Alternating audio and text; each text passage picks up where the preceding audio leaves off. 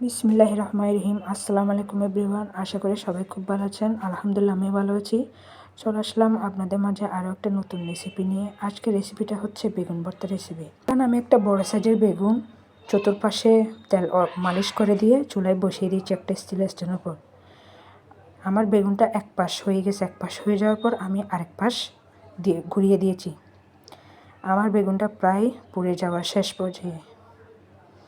এখানে আমি পেঁয়াজ, মরিচ, ধনেপাতা নিয়ে নিয়েছি। এখানে আমি মরিচগুলো ভাতের ভিতর দিয়ে দিয়েছি। যা আপনাদের যদি ইচ্ছা হয় আপনারা কুচি করে দিতে পারেন, কোনো সমস্যা নেই। এগুলো আমি সরিষার তেল আর লবণ দিয়ে মেখে নেব। মাখা হয়ে গেলে তারপর বেগুনটাকে আমি আলতোভাবে ভিতর অংশগুলো কোষা থেকে আলাদা করে নেব। আপনারা চেষ্টা করবেন একটু ঠান্ডা হওয়ার পর করতে। মাখা শেষ।